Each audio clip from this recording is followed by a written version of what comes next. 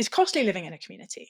It's costly being in a congregation. It's costly being a neighbor because we are not in control of other people and they impinge on our space and they come at difficult times and it's not efficient. And when we remove ourselves because of those difficulties, I think our souls shrink. I think we become less fully human. Hi, I'm Michael Hyatt. And I'm Megan Hyatt Miller. And you're listening to The Double Win Show.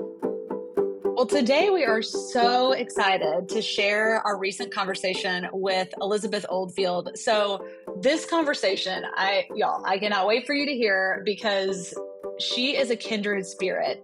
And Elizabeth is a writer, a speaker, a podcast host, and she's focused on ethics, culture, and human flourishing, emphasis on human flourishing _. She is formerly the director of Theos, a think tank exploring faith and public life, and she's host of The Sacred, which is a podcast featuring deep bridge-building conversations across ideological and religious divides. She's a frequent media contributor on topics of meaning, spirituality, and contemporary culture. And what we're going to talk about with her today is her book, which came out last year. It's just getting ready to come out in paperback, called Fully Alive, and it explores, the subtitle is Tending to the Soul in Turbulent Times, and she talks about reclaiming depth, connection, and purpose in a modern world. And in some ways, I feel like that really doesn't do it justice because she's talking about how do we steady ourselves in a world that feels like it's changing faster than we can keep up with. It's unsettling, it's overwhelming. What do we do? And so we get into that in detail, including her story. She lives in an intentional community. She calls it a micro monastery in London with her husband and children, and she embraces shared rhythms of life and hospitality. This conversation will encourage you, inspire you, and be just the thing you need if you feel like you're a little weary in the world right now. Well, Elizabeth, welcome to the show. We're so excited you're here. I'm really glad to be here too. Also, anytime we have a British guest on, we know our audience is just going to love it. It's like, can you just read me a bedtime story and make me a cup of tea and then we'll be done. It'll be great. The accent privilege is definitely something I'm realizing this past year. Like people think I'm 25% smarter than I am in America, and I love it. I don't think it goes the other way though. Well, no. I think we find the American accent very warm and charming, but it has slightly different associations. That's very generous of you. I feel like that might have been a euphemism, but I'll take it. No.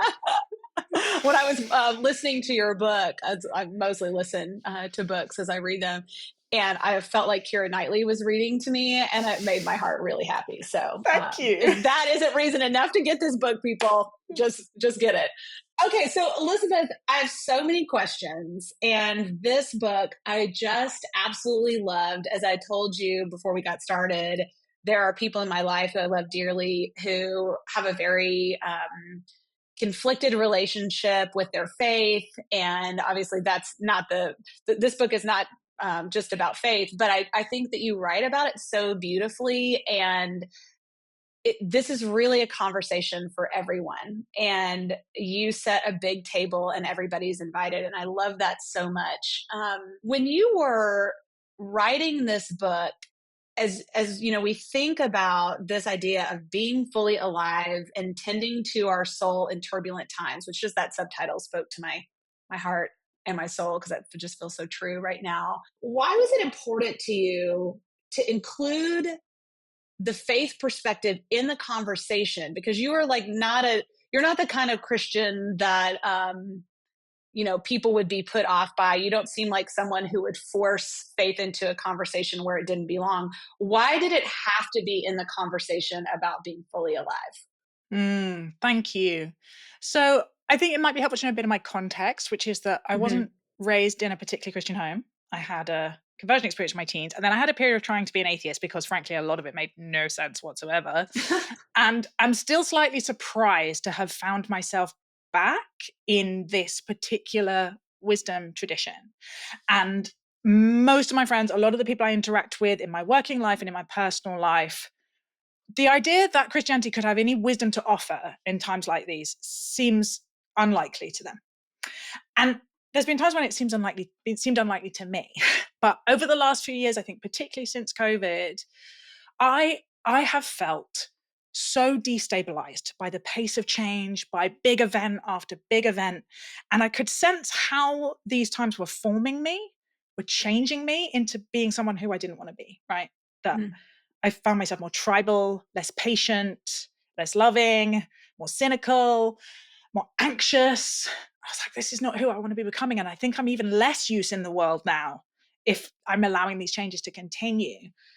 And I had this ridiculous realization for someone who's been in and out and around this world that Christianity is an apocalyptic wisdom tradition. It has been formed by repeated times where it's felt like the quote end of the world, right? And therefore, it had so much it could teach me about how we find steadiness of soul and spiritual core strength when it feels like everything is moving beneath our feet. And so it was almost like I had to relearn all this treasure that was in a box that I supposedly knew.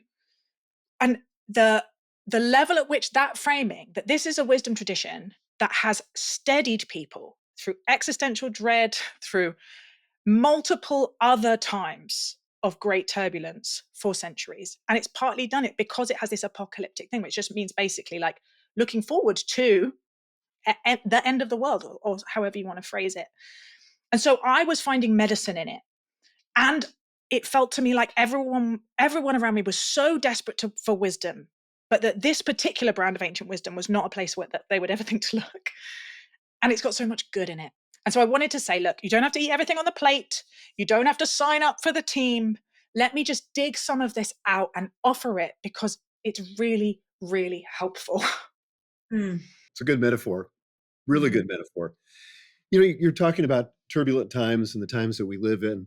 Sometimes I wonder, and I'd love your opinion on this, is it really that the times are more turbulent and there are more big changes, or are we just aware of them because of the news media, social media, and all the rest? And because there's more transparency than ever, it's just like we get inside the inner machinations of, all the things that are happening. So, for example, we're aware of wars that are about to begin or stalemates and all this stuff. Where in the past, it'd take you 7 or 8 days to get the news, maybe months, depending on how far you go back. And by that time, it's resolved. So, how much of it's a perception, and how much of it is a reality, and does it even really matter? Yeah. I often think that, and I find it very steadying to go back through history and go, the Black Death happened, right? It wiped out huge numbers of people. Where did they find steadiness of soul? Where did they find wisdom? Like, what is Julian of Norwich saying when she's able to say, all shall be well, and all shall be well, and all manner of things shall be well, but probably half her family was wiped out by the plague? My grandparents' generation, they went through world wars. In some ways, our lives are absurdly easy compared to previous times. And you're so right, the information overload, the sense that we have a view on things we're just not designed to hold the knowledge of. And I think the particular thing about climate change, geopolitics, and the speed of change in technology that is upending things at an existential pace. So there's kind of rapid change, maybe more than actual increased danger than there have been in other centuries. But as you're saying, like, it's all about how are we being formed when we want to be wise people in the world who can both flourish ourselves and create the conditions for other people to flourish. The story that we're telling about this moment really matters. And I somehow wasn't able to tell myself, oh, it's not really that turbulent, you're only imagining it. I couldn't make that stick. But what I could make stick was, it's always been turbulent and we've always needed wisdom. And maybe this is more turbulent, but it sort of doesn't matter. You need to put your roots down deep into love and work out how to find some steadiness. Otherwise, you're going to just make things worse. I love that word, steadiness. I mean, that just, when I hear you say that, it just feels so calming to me. And it also feels like a realistic goal. Like if I think about being on a ship in a storm, which is sort of what life can feel like, anymore, I can't calm the weather. I can't do anything about that storm. But I can steady my own heart, and I can even steady my own body. Like I can imagine standing on I'm thinking of like, Pirates of the Caribbean kind of ship, How'd you plant your feet? Right. You like plant your feet wide and you kind of get low and move your center of gravity low. And I sort of imagine, metaphorically speaking, it's kind of what you're teaching us to do in this book, Fully Alive. What was the approach that you took in the book to help people steady themselves? Hmm. So honestly, even you saying that phrase, I never set out to be a teacher. I feel like I read a lot of books about wisdom, and also within my faith, within Christianity, a lot of books about that, where there's a kind of disembodied voice where some people are imparting information. These are the answers. Like, here's your 10-point plan. Here's your watertight theology. And some of them are useful and some of them are not. But I never felt deeply changed, right? The Mhm. moments that I think really change us is when we are able to see another human being in all their fragility and complexity and acknowledge our interdependence and feel a bit less alone. And Mm. so I wanted to write quite honestly and in places quite exposingly about my own struggles and my temptations and where I fall down. And from that, say, you too? Okay, great. Like, where might we find some medicine? What have those who have gone before us? What have our ancestors learnt that we've forgotten that we could go back and pick up those dropped threads? Mm. And so it was really just trying to I really believe in radical candor and honesty, and that when we are honest about our full humanity, we give other people permission to do that. And that's a necessary starting point for actually growing up our souls rather than pretending that we all know what we're doing and we're holding it together, because my guess is there's very few people who actually are. I often say to women that I'm coaching, like in my mastermind group or whatever, you know, those women that have it all together, like I haven't met them yet. And women or men, by the way, nobody has it all together. We're all just doing our best to walk each other home, as a great saying goes. And I think that, yeah, it's helpful to not take the position of this is sort of the FedEx that shows up on your front door with all the answers, but more like it's kind of a travel log in a way of your own experience. And very much trying to say, here are some ideas and some themes and some postures and some practices that I found helpful from my tradition. What might that look like for you? Like, if Hmm. this particular challenge or temptation is showing up in your life, what might you need? So it's designed to be a prompt for reflection, for people to go looking for the wisdom that they need, rather than me saying, this is my solution for you. Hmm.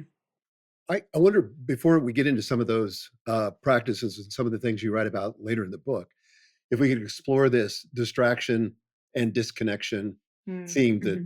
recurs. And I love what you do with disconnection, but could you say a little bit more about distraction? Why is it more now? And why is it driving high achievers, especially? Interesting. Yes. So it's probably helpful to know that I do talk about sin in the book, which is I did not expect to go down that well. I talk about carefully as a helpful concept, and by what I mean for it is disconnection. And so when we're thinking Yeah. about the things that are keeping us from fully aliveness, what's getting in the way of us being fully alive, by which I mean connected, deeply connected with our own soul, with other people, and if it is something that you want in your life, with God, right? But you don't have to go there. These other moments of connection are really important as well. And so my definition of sin is disconnection.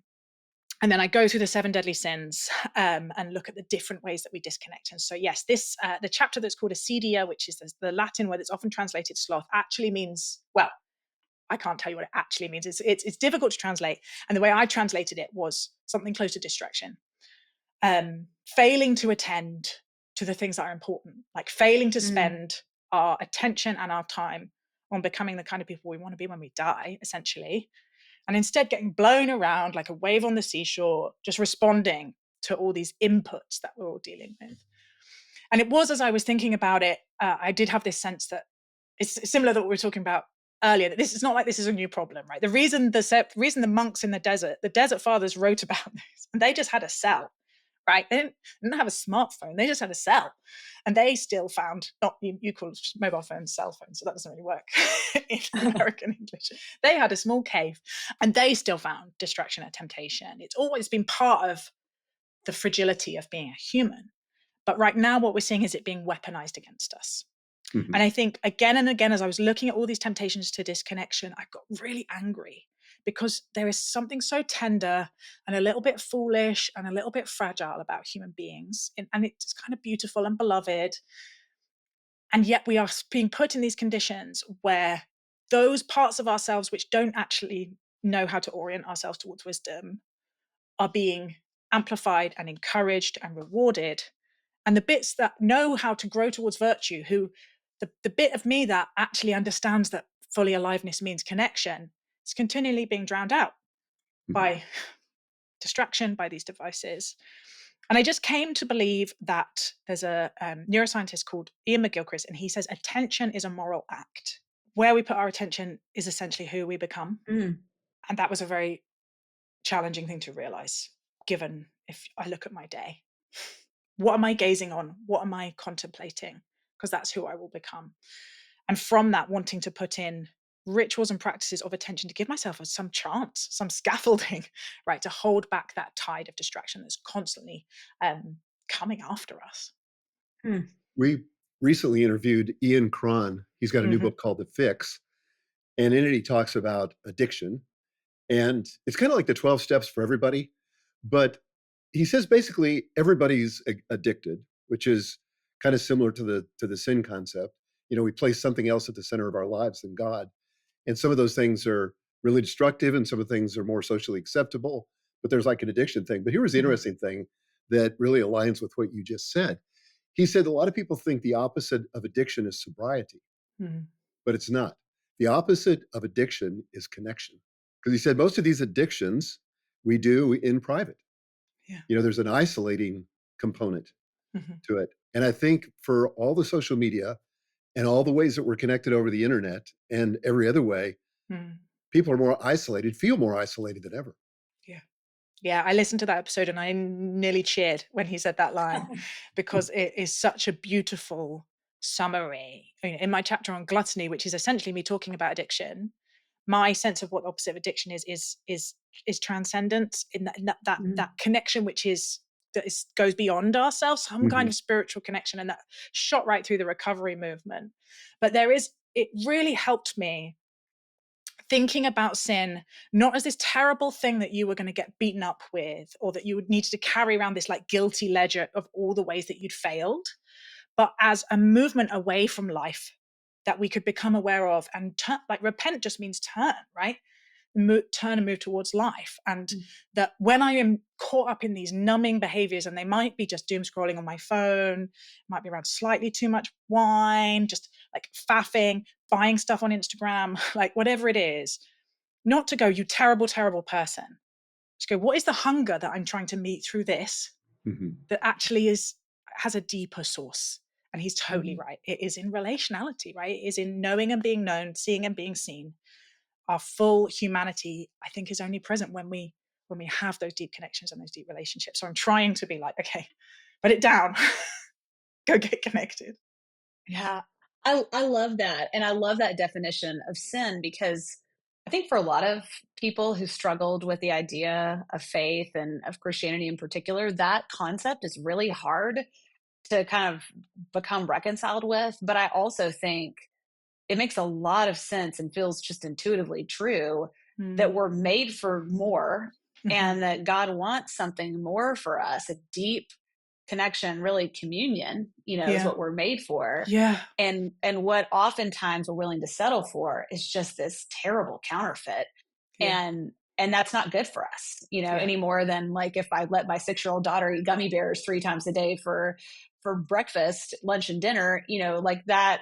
It wouldn't meet any of her nutritional needs, nor would it be like the highest and best expression of eating, not just for nutrition, but actually for enjoyment, yeah. And so I think that it starts to make the whole thing feel more congruent to me, less about, an angry God up there setting a bunch of rules and knowing we're going to break them and then delighting in the punishment of them, which I think is a very unattractive way to think about faith and just, ugh. Yeah. So I appreciate that because it really makes a lot of sense. Back to the idea of connection for a second. One of the things that I loved hearing the story of it was seriously like talking to my husband because I was listening to this while I was getting ready. And I'm like, honey, they like moved in with another couple. And he kind of looked at me funny. I'm like, no, not like that. Like they decided that they were going to live with this other family and join their lives together to purposefully live in community because we have moved away from what used to be so normal, like multi-generational living and living in close proximity to other people and depending on one another. And that's pretty radical. I Mhm. remember reading a story, actually, I don't know if it was in the New York Times or something, years ago, about a family that did this. And I was sort of simultaneously horrified and fascinated, because I just thought, like, I'm an introvert and I'm like, this is my worst nightmare. And also I see the virtue of it. So I want you to talk about, like, why in the world would you do that voluntarily? Like, being married to somebody is all by itself, a big commitment to Yeah. kind of reconcile two people in a life together. But you chose to live in even deeper community. Why? Like, what's been good about it? What's been hard about it? Tell us. Mm. Yes, that's a very normal reaction. The Times of London called us a middle class commune. We prefer we prefer micro monastery. Yes, it was really this growing sense of I really want I really want to pay attention to growing up my soul. I absolutely need some steadiness. I have this sense that fully aliveness is in connection, deep connection, horizontally and vertically. And everything in the way, certainly I was living in London and kind of busy professional worlds, is mitigating against that. It's forcing us into ever smaller and smaller um, hutches, essentially, to live in, puts huge amount of pressure on the nuclear family.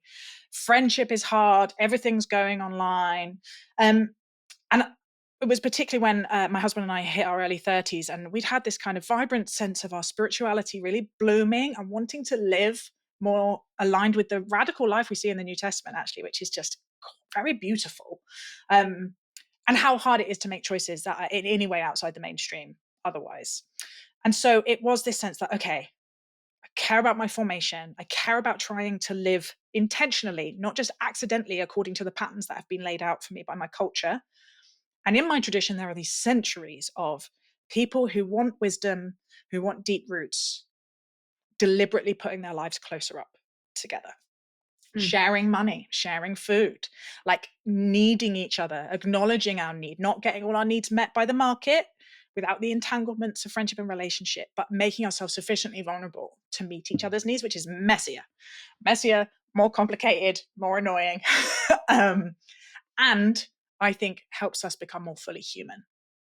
And so, yes, my husband and I met another couple at church. This comes after a long while of asking other people out and them looking at us like we were mad. Eventually met the people who we now live with. And then we went through a very rigorous process of discernment, learning about each other with not at all rosy tinted spectacles about it, because it can go terribly, terribly wrong. And we have kids and we really care about the impact on them. But yes, now we live as a household. We have rhythms of prayer, rhythms of hospitality, largely shared finances, a shared kitchen. And I feel so grateful for it because I have so much more steadiness and so much more capacity and so much more freedom than I did when it was just us trying to follow the pattern that our culture had laid out for us.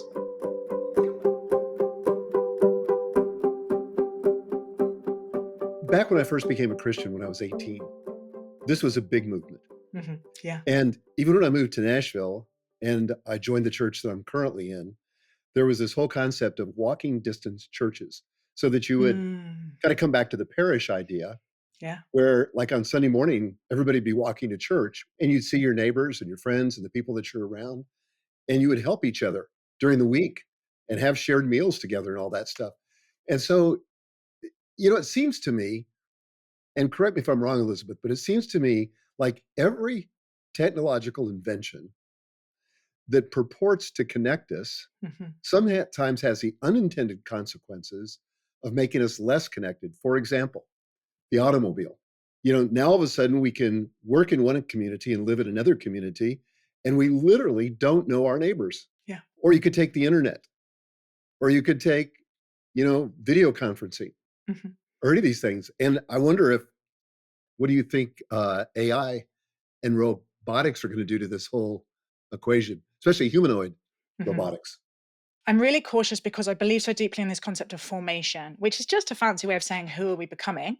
The Jesuits famously have a very developed understanding of formation, but I have come to be obsessed with how the choices we're making in the moment shape our characters, and the Mhm. shape of our character are is the defining factor of what people will say about us at our funeral, which is often something I talk to my clients about. Like, what do you want people to say at your funeral, and how do you work backwards to become that person? Because you're probably not that person yet. Let's be honest. I'm definitely not. And anything that is attempting to remove the difficulty of actual human connection, I am always cautious about in terms of formation, because my thesis of fully aliveness is deep connection. And this comes from my, this is a theological anthropology. The fancy word is just, Christians believe that humans are made in the image of a God who's already relational, right? That's the Trinity is so weird and mind bending, and we don't know what to do with it. But one fundamental fact we can take about it is relationship comes first.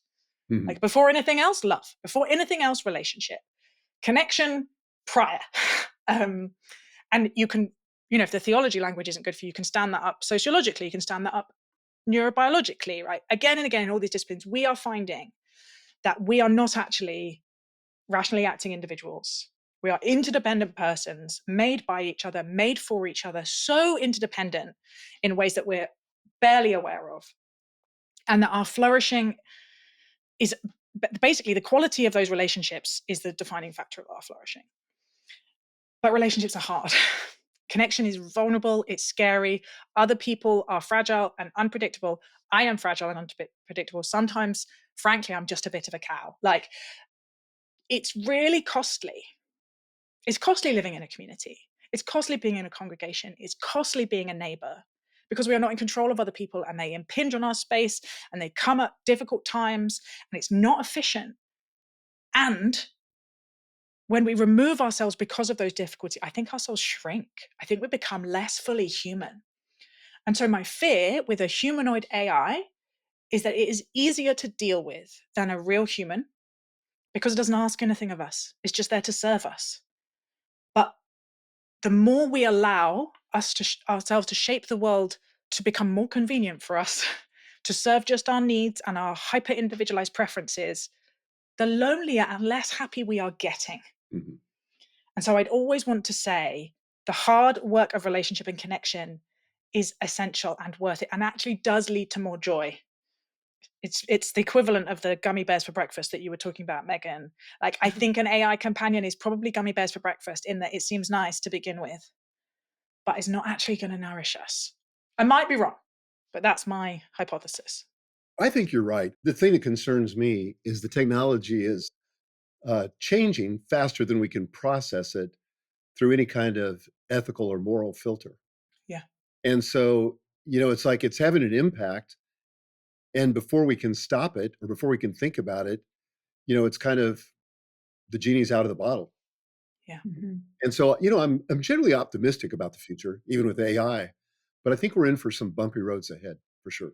Yeah. I'm trying to just slow down, right? Hold back, wait, not just adopt everything that's being given to me.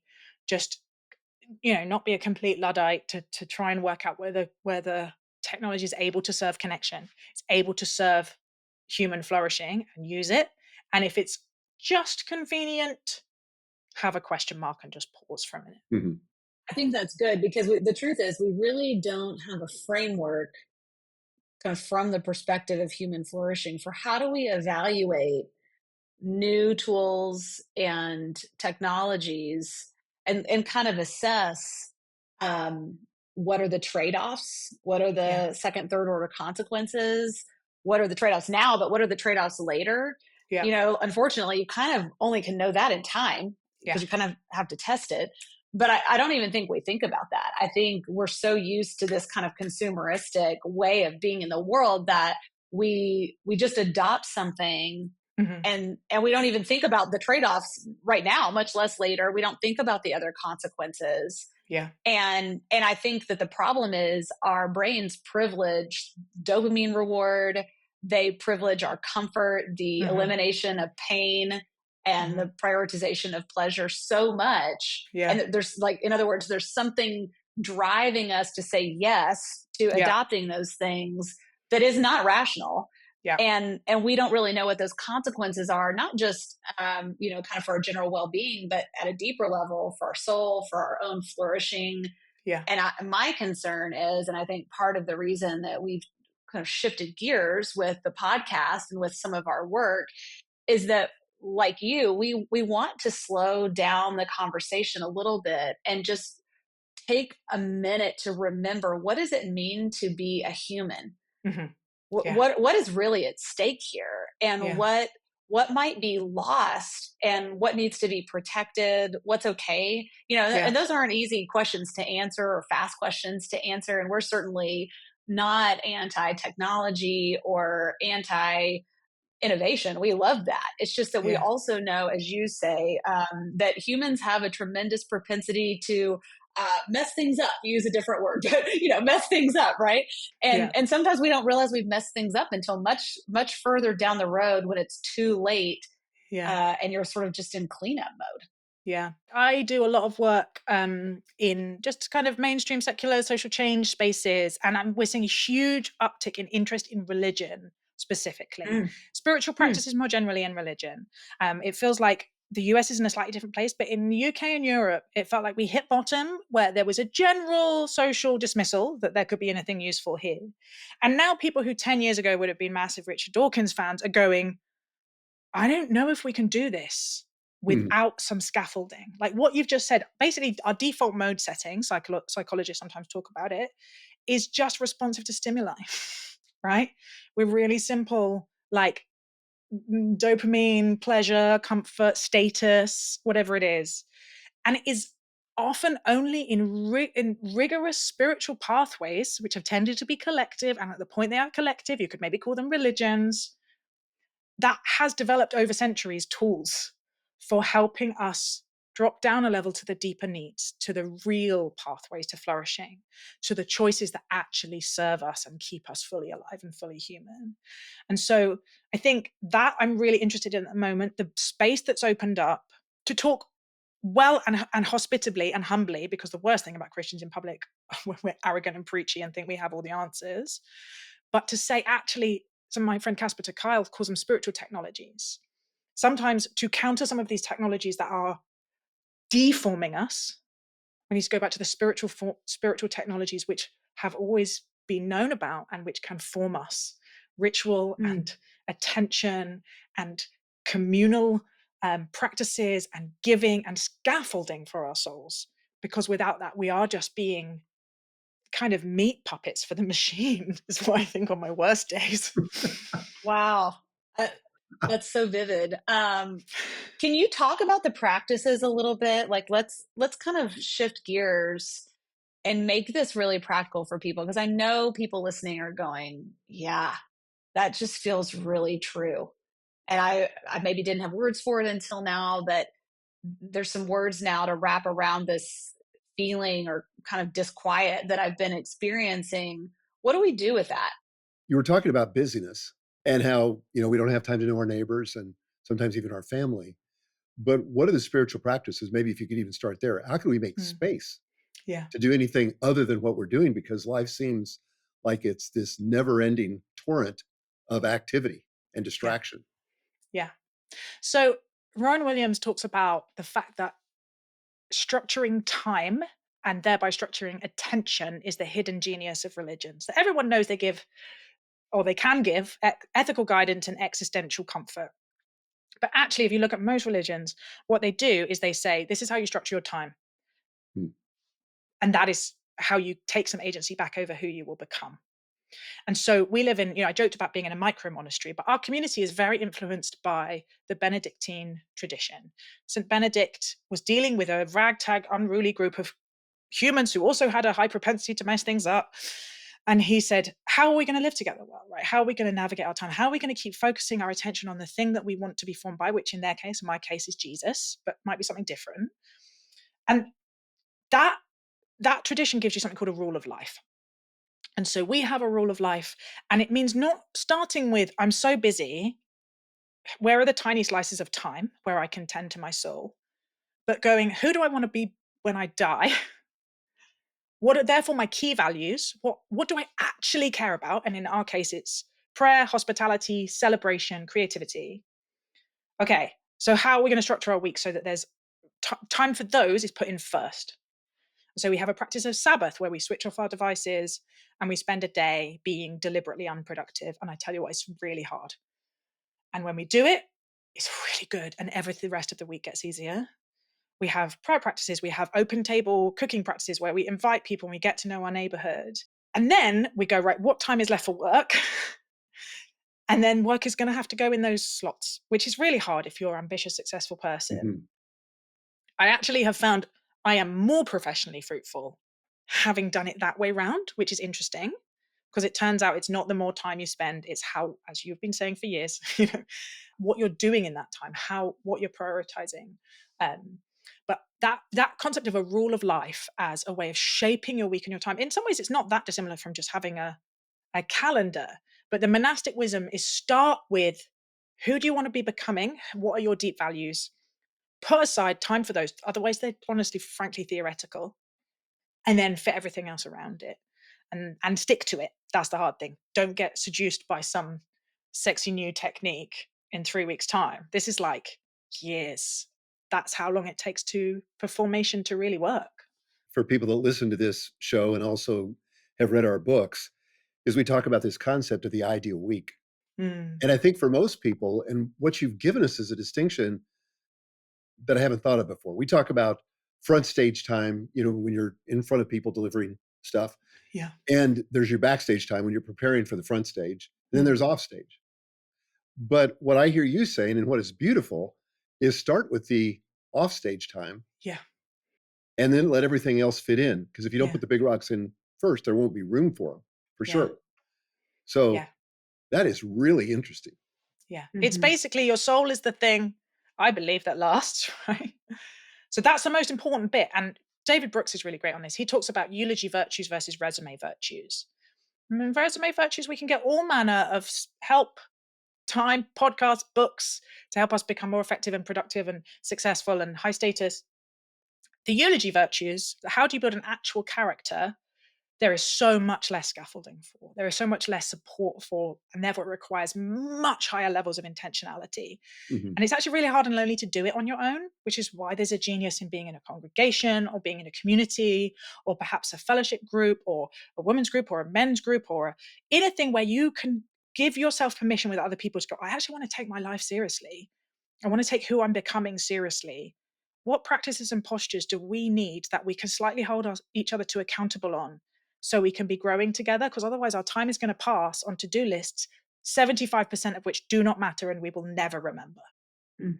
I can't help but think there are people listening who have been through, I myself have, though I'm still going to church, but have been burned in the context of faith. They have Oh, had yeah. some traumatic experience. They have had an experience in a church that feels indelibly um, harmed, and they can't imagine ever going back. And I think Yeah. we've seen, at least in the US, but I know it sounds like the UK is a little further ahead in kind of the rebound, but people exiting the church in mass, and in some ways interestingly are coming back, but into more liturgical traditions, which I think makes sense based on what you're saying, because there's that scaffolding Yeah. that's a part of it.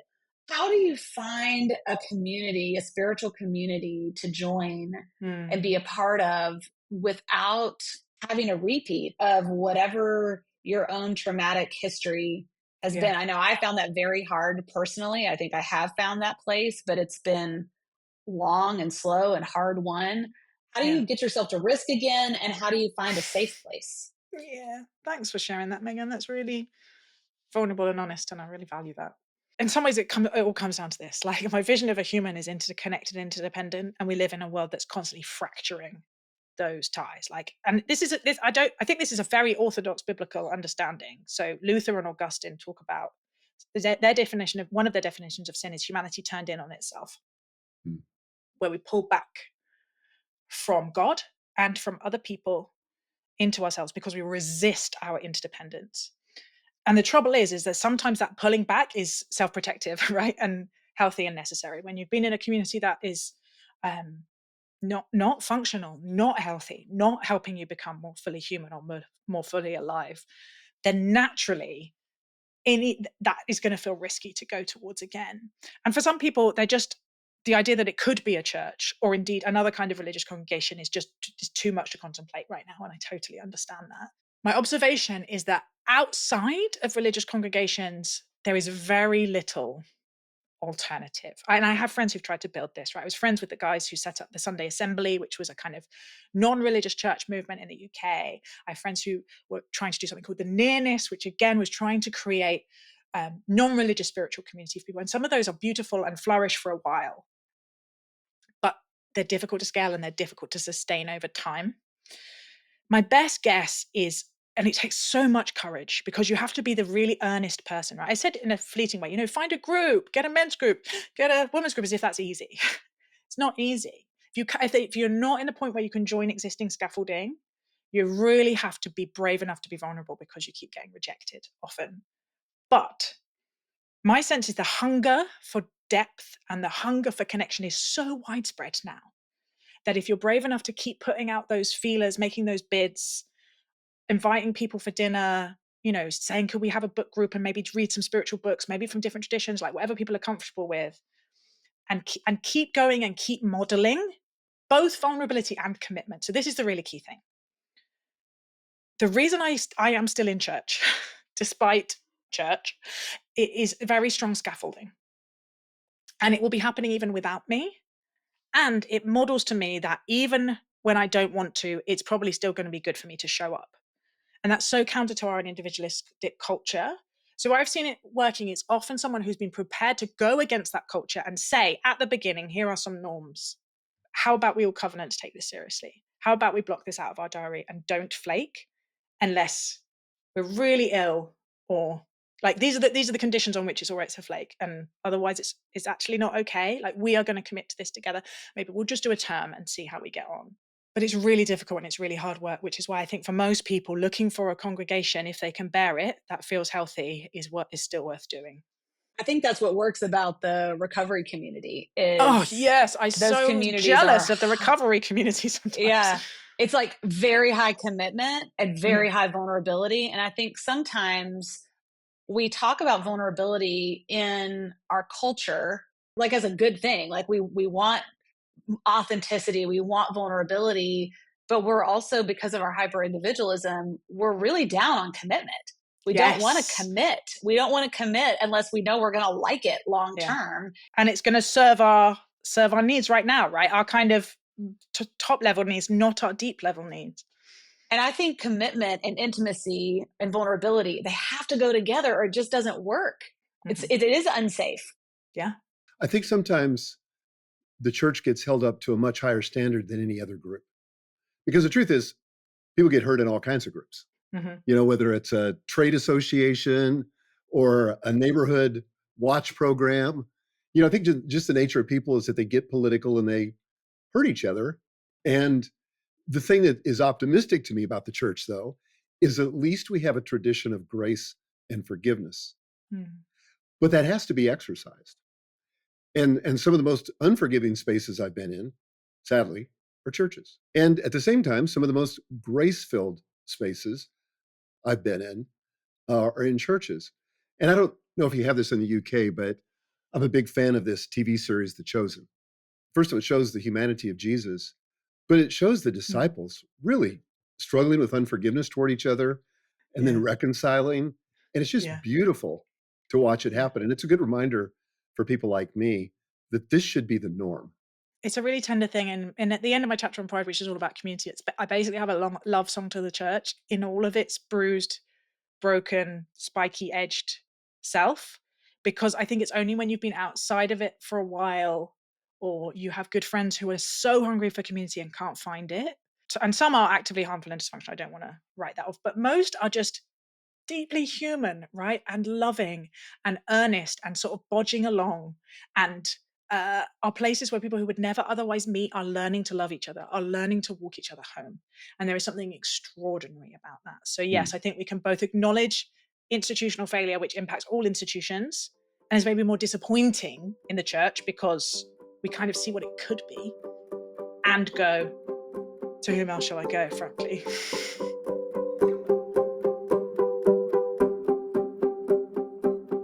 I want to talk about polarization and peacemaking, because I think this shows up in the church too, right?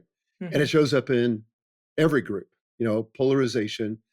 But how can we, through practice, be peacemakers and not just respond sort of impulsively to the way everybody else is responding? Yeah. So this was one of the great eye-opening moments, realizing that how central this is to my faith and how little I'd heard about it. I started reading the Gospels I was working in kind of mainstream anti-polarization and peace building work, getting really interested in the dynamics that divide us and how easy it is to just stick to people like me. Scientists call it homophily. I call it people like me syndrome. How actually we find it stressful and threatening to be with people who are not like ourselves. And that's not just terrible people, that's all of us. These dynamics of tribalism that, if we're not careful, drive us further and further apart. Jesus in the Gospels is repeatedly upending. He is so disruptive of them. He's just messing up all of these dynamics by repeatedly going to the most outsider person in any situation, the person everyone else is tense that they're even there, the person everyone else would never be seen with. He's like, beeline, that person. And the bit of my tradition that has this incredibly radical, difficult to apply command, which is not just love your neighbors, which is hard enough, love your enemies, right? This is a very central teaching of my faith. You would not always know it from the church. You would not always know it from looking at me, frankly, but it is a cornerstone. And it's been, it's given inspiration to nonviolent protests and reconciliation movements, some of whom were grounded in Christianity, many of whom weren't, all over the world, all over the centuries. And so I have come to believe that the best thing I can be doing in this moment to grow up my soul is to put my roots down deep into this teaching, to really acknowledge, and I think it's sometimes helpful to just call it sin, to acknowledge my sin, which is that I get really contemptuous of people not like me. I like to roll my eyes at people I disagree with. I like to think I'm better. I'm much more comfortable with anyone who reminds me of myself. If you start spotting that pattern in you, it's terrifying. Like if you notice who you feel warm towards, like seriously, Megan came on the screen. I was like, oh, glasses and lipstick. We can be friends. And this shows up in sociological studies. Salespeople are more likely to make a sale on the doorstep if they share a physical characteristic in common with the person that they're selling to. We are all scanning the world for fragments of our own reflection. And many religious teachings, I think, and Christianity very explicitly says, take care with that because you are called to love each other, your neighbors and your enemies. And so it is a series of practicing, recognizing what's happening, and then choosing to act differently. It's really simple, actually, and quite a lot of fun. It's not easy, but it really opens your horizons and you end up with a bunch of very wildly different friends. Thank you for that. Okay, well, we are nearing the end of our time together. And I want to ask you one more question before we get to kind of our lightning round of questions that we ask all of our guests. And that is, Elizabeth, what do you want people to take from this book, Fully Alive? What do you most hope that they'll walk away with and do with what they've experienced in this book? I do hope they'll feel a bit steadier. They'll feel some relief that it's hard to talk about this stuff, right? When we feel existentially very unsettled, we kind of don't want to unsettle everyone else and we don't want to be negative or moaning or whining or making it all about us. And being really honest about how overwhelming the world feels somehow is is healing. I find it healing. But then going, okay, what can we do? Like, what is in our hands? What do we have agency over? Probably my own soul. What am I doing in my actual neighborhood? What decisions can I make that are towards loving my neighbor, that are towards becoming the kind of person the world needs now? It kind of lowers that overwhelming globalizing sense of all the world's problems down to, okay, what can I do? And people have been doing these things for centuries, and maybe I can find some other people who are doing them. And then I feel less alone. Mm, I love that. Now we're going to shift gears to our questions that we ask all of our guests. And, like we were talking about kind of at the beginning, our mission at Full Focus is to help people get the double win, which means actually our mission is to help it make it nearly impossible for people not to get the double win, which is winning at work and succeeding at life. And so, in your experience, what is the biggest obstacle that you're currently facing in winning at work and succeeding at life? So I think this is possibly going to sound incredibly smug and arrogant, but I feel like I have fewer obstacles than I have in other seasons of my life. And part of that's living in community, that I have a lot of support and accountability to both be living my values and to be courageously pursuing my vocation. So there's all kinds of like my own skills and the amount of time and trying to be a good parent, like practical things that everyone is struggling with. But the big stuff, your questions made me really grateful that doesn't feel like there aren't insurmountable barriers. I love that. It's sort of like people say sometimes, what's the one solution that eliminates the need for 1,000 other solutions, or I'm butchering that, but that kind of idea. And I feel like what I'm taking away apart from this conversation is community is the one thing that solves 1,000 other problems. Yeah, It really creates does. other problems, but they're good problems. It's good friction, not bad friction. So That's Yes. good. The second question we have is, how do you personally know when you're getting the double win? Like, what's the evidence? Everything comes back to relationship for me. So when my immediate family, my husband and my kids, when we feel like we actually know what's going on with each other, when we're having fun together, when we're just alongside each other, rather than living parallel lives. Collective laughter is probably the easiest to spot symptom where that bit of my life is flourishing, because we're all flourishing together. And when I've done a piece of work that, again, feels like it's really connected with someone, where there is a moment of shared humanity and we've both gone. And whether that's through a podcast and I know about it from an email, or someone's read the book or sent me an email, but when I've done some work that is humanizing, that really Yeah. feels like, yeah, that was a good day's work that I'm grateful for. okay, last question, and I feel like you are the queen of this, so I can't wait to hear what you say. But what is one ritual or routine that helps you do what you do? And I think in this case, I would say what you do is human flourishing. So what is one ritual or routine? Chief of Human Flourishing. Chief of Human Flourishing, that's your new title. Yeah, yeah. I'm not going to claim that. I think Sabbath. And that's this is a long, slow coming to the conclusion that like a full 24 hours off devices in which we prioritize rest and celebration makes everything else easier. And there's lots of others, and sacred reading and singing and being a part of a congregation and journaling. I have lots and lots of other rituals, but to take a seventh of the week and actively try and resist work and instead turn towards relationships and rest puts everything else into its right size. So it's become a bit of a cornerstone.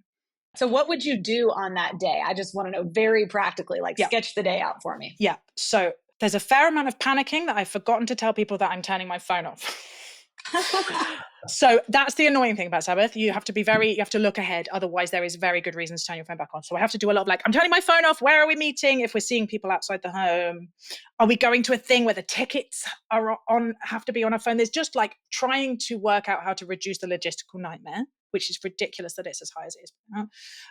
And then Friday night, we will have a family dinner or a house dinner. We will light a candle. We are, and I was chatting to a rabbi friend about this the other day. Is this cultural appropriation? He was like, it's the good kind. And we say a prayer, and then we try and play a game together after dinner. And then the next day, we just try and do things that are joyful. Go to the park, or we'll do some art together, or we'll see some friends. In lots of ways, it looks like everyone else's weekend, but we are trying to do it in ways that are very boundaried around technology and which are attempting to slow down. I really do feel like this slowing down word has been a theme in this conversation and a theme for my life, because hurrying and distraction are not how we flourish. And we're constantly being encouraged to do those things. So we need to provide kind of, we're never going to get equal pressure, but at least some counter pressure towards slowness and steadiness and presence. Thank you so much for sharing that. It's really helpful to just kind of imagine, what does it really look like? Elizabeth, thank you so much for being a guest with us today. We really appreciate it. And I want to encourage people, get the book. Yes, get the book, get the book, get the book. And you can listen to Elizabeth's lovely voice reading it to you, which is, we don't always get to say that. Sometimes it's not even the author reading the book, but in this case, you get Elizabeth herself reading it, which is pretty fantastic.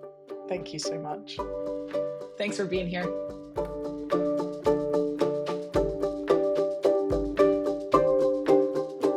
Well, that was a fun conversation. Well, all I can say is I just wish Elizabeth lived here because I think we would be best friends. And I'm sad that she lives all the way in London. But that gives you a reason to go visit London. Yeah, which I love London. So perfect. I do too. Done. I'm there. The big idea I walked away from was the critical importance of community. Yeah. And it seems to me like it's one of those terms that's very often mentioned. You know, we have the full focus community, right? We have all these online communities. But it's like the more we talk about it, the less there is of it. Because the kind of Yeah. community that she's talking about that I think is so different and really resonates with me is physical proximity to other people. And there's Hmm. something that you can't create. I mean, it's better than nothing, I suppose.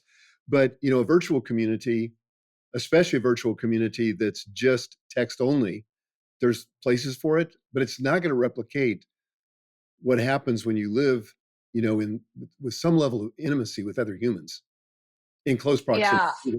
I agree with that. And I think this is a real challenge. Many years ago, when I was in college, I did a lot of research about um, urban design and city planning and just how that has changed over time. Like we live near a historic town that was planned with mixed use zoning and things like that, right? So like houses are near businesses and it's walkable and all of that. But that's not with the advent of the car that that all changed. And most of us do not live in neighborhoods or near the other parts of our life, whether it's the grocery store or church or our kids' school or our office, those things are usually not in close proximity to where we live, and so we spend a lot of our time in the car. And I think there's some real obstacles to that, and some real consequences, as Elizabeth shares, um, to our own soul and our human flourishing and our well-being because we don't have community because it doesn't come easily anymore. It's funny because I think I've tended to gravitate toward this without having the clarity of what I was seeking. But for example, and Megan, you know this well, you know, I'm three blocks from my office. You Mm-hmm. know, I have an office behind my home, and then the office where everybody else is 3 blocks away. You know, I can walk to great restaurants 2 to 3 blocks away. You know, I have all of my grandkids live within 5 minutes of me. And so that's a pretty awesome thing. And Yeah. I've often said if my church would just move where I live, I could walk to everything. I would have no need Yeah. for a car. But there has been something profoundly lost through technology. And anybody who knows me knows I'm a technologist. I love technology. But I also realize that it hasn't come without cost. And I think those costs sometimes are slower to be realized. You know, their cost to our soul, their cost to our heart, their cost to our ability to really flourish. And I love that Elizabeth, in telling her own story, really frames up for us what we've lost, but also how to get it back. And I think that, we are very wary on this show of talking explicitly about faith, not because we're ashamed of our faith or anything like that, but because oftentimes it gets done so badly that it's off-putting to people. That Mhm. it just is a poor representation of what the gospel really has to offer. And I think she did such a great job of laying out with full transparency of all the pitfalls and all the things that have gone wrong why faith is an anchor in this conversation of human flourishing, and kind of unavoidable in a way, that we are made for that, and that faith communities offer something in terms of the ability to kind of balance the scales with the con side being turbulence and instability, that steadying really comes in these ancient practices and in kind of the work of faith, like day in and day out. And I love that because to me it just feels so practical and kind of like hearty and trustworthy. I don't know how else to describe it, but that's part of what I took away was the old things are the things that we can trust, even if we've had bad experiences with them, that there's something there. There's some there's some wisdom. There's, as she said several times, I thought it was beautiful. There's medicine there. And I think that's what we're all looking for, is we're looking for that medicine, especially right now, is things that feels like, the center will not hold. And I think the center that does hold is our faith, and is in the daily practices, the sort of ordinariness of life, anchoring ourselves to that. You talk about the ordinariness, hard to say, of life. Um, I thought her thing about planning your non-work time Yeah. was a key practice, and Hmm. starting there. Now, I've advocated for balancing, for sure. Try Yeah. to do your very best to put that in your ideal week. But here, I think the insight that I got, and it was a little bit of a revelation, was start with the free time. So what would you do differently? Like how would you think about your ideal week differently if you were kind of doing that like flip of the big rocks weren't your most important professional contributions, but your big rocks were kind of your most important soul care or connection. I don't know how we would say that, but how would your schedule look different? I don't know that it would look different, but I think that I would approach it from a different framework. My work's Hmm. very important, and it's not just a way for me to, support the rest of my life. I think there's a real calling and a real sense of Yeah. purpose in what I do, and I know you feel the same way. Um, so I don't want to diminish that, but I do think that observing Sabbath in the way that she was talking about is at the core of this. And it's interesting to me, and not to wax too theological, but you know, Sunday for Christians is the first day of the week, and it begins with rest. And I think too often, and if you're not religious or a faith-based person, listen to me anyway. I think that a lot of times people think that rest is the reward for hard work, and as a result of that, they never actually get to it. Hmm. And I think the insight here is rest is the prerequisite. And so by unplugging, powering down, focusing on rejuvenating kinds of activities like she was talking about, that prepares you for making your best contribution without burnout. And so Yeah. I think I've drifted into this idea, and literally on my calendar, I have the week start on Monday. Mm. And I think I need to change that just for my own sense of how time works and the It's importance of kind of like an orienting it is. practice. I was thinking when she was talking that my default on time that I have off is that I want to spend as much time by myself at home without other Yeah. people as possible. Now, in my life, I have 5 kids, 3 of them are still at home. That doesn't mean I'm alone, usually, but it does mean that I'm not doing things with other people outside of my nuclear family very often. And I don't think that's what she means by Sabbath. And I don't think that's, I think the idea is that your the restoration that is Sabbath comes from being in community, and community is more than your nuclear family. That's the whole point. So that was really challenging to me to think about. The other thing I was thinking, if I were going to answer my own question about how my schedule would change, I've always thought it was interesting that Catholics, for example, tend to observe the practice of going to mass every day.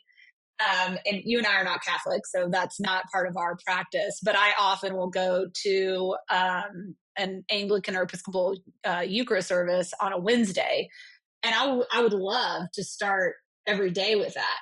I think that would be a really beautiful orienting way to remember what really matters, to be kind of anchored to truth and goodness and wholeness in the truest sense every day. And I think that feels, I've always wondered, like, people who are Catholic, like, how do they fit that in? Because that seems like a pretty big commitment every day, but also how cool to do that. I don't know if you remember this, but when we had Arthur Brooks on, who is Roman Catholic, Yeah. he and his wife Yes. go to mass every day. Kyle, who works for us at the house here, he and his wife go to mass every day. Yeah. And I think it's a steadying kind of thing. And this Yeah. is where I think, you know, darn that automobile, because proximity really creates friction for this. Because Yes. it's not like I'm going to go to a 1 hour Eucharistic service and then come home, but it's a 20-minute drive there and it's a 20-minute drive back. And Yeah. I don't want to be making excuses, but it's challenging. Yeah. Well, it's something to really think about, like how to incorporate those spiritual practices and spiritual disciplines into life. Yeah, I don't know. That's one of the things I'm really taking away is just thinking about that. So obviously, guys, if you stayed with us this long, you need to get this book. I mean, we get nothing out of promoting the book other than just knowing what it's meant to us. But I think it's going to be so meaningful to you. So I really hope you will buy the book. We have all the information in the show notes. I think it will be helpful for you in this season of being a human. It's a weird time to be a human. Yes, it is. And on that, we'll end. Thanks for joining us, everybody. Yeah, thanks for hanging out with us. We'll see you next week. Bye-bye.